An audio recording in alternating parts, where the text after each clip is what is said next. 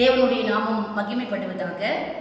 Lent நாளினுடைய 2ஆம் நாளில் நாம் ஆண்டவரோடு எப்படி நெருங்க வேண்டும் என்ற தியானத்துக்கெல்லாம் செல்லும்போது ஆதியாகமம் 21வது அதிகாரத்தில் 15, 16ஆம் வசனம், துருத்தியில் இருந்த தண்ணீர் செலவழிந்த பின்பு அவள் பிள்ளையை ஒரு செடியின் கீழே விட்டு, பிள்ளை சாகிறதை நான் பார்க்க மாட்டேன் என்று எதிராக அம்பு பாயும் தூரத்திலே போய் உட்கார்ந்து சத்தமிட்டு அழுதாள். அல்லேலூயா.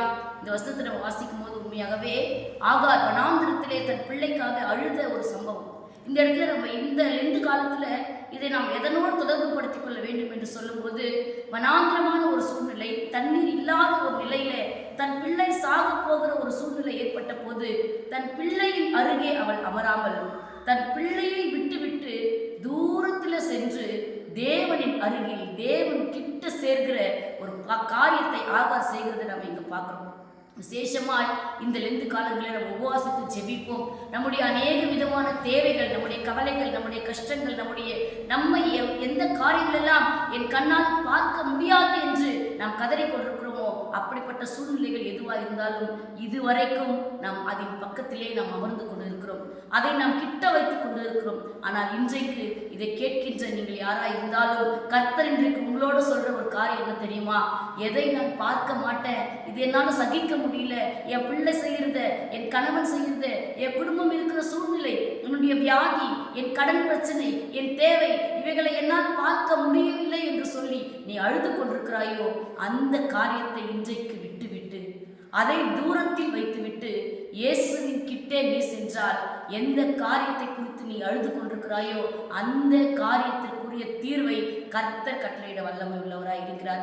அப்படிப்பட்ட தேவனை நோக்கி நாம் பார்க்கும் பொழுது உண்மையாகவே நாம் தேவனை தூரமாக வைத்துவிட்டு நம் பிரச்சனைகள் அருகே அமர்ந்து கொண்டிருக்கிறோம். ஆகவே தான் நமக்கு தீர்வு கிடையாமல், ஊற்று கிடையாமல் நாம் அலைந்து கொண்டிருக்கிறோம். உண்மையாய் இந்த உபவாச நாள்ல ஆண்டவரை கிட்டி சேரும்போது, ஆண்டவரை நெருங்கி சேரும் பொழுது ஆகாரை போல எல்லாவற்றையும் விட்டுவிட்டு, பிரச்சனைகள், போராட்டங்கள், கஷ்டங்கள், நம்மை நெருக்குகிற பாரம் எல்லாவற்றையும் விட்டுவிட்டு, அவைகளை தூர வைத்துவிட்டு கர்த்தரை நோக்கி கர்த்தர் கிட்டே வரும்பொழுது நிச்சயமாய் கர்த்தர் நம்முடைய பிரச்சனைகளுக்கான தீர்வை தர வல்லவராய் இருக்கிறார். அந்த விசுவாசத்தோட கர்த்தரை நோக்கி பார்த்து நாம் செபிக்கலாம்.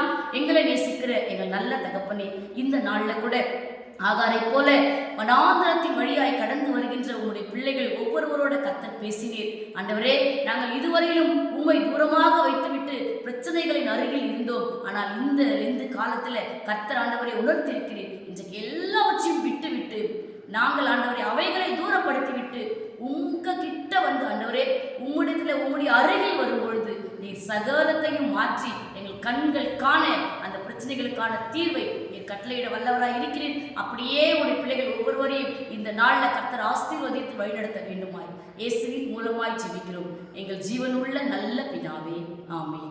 கர்த்தர் தாமே உங்களை ஆசீர்வதிப்பாராக.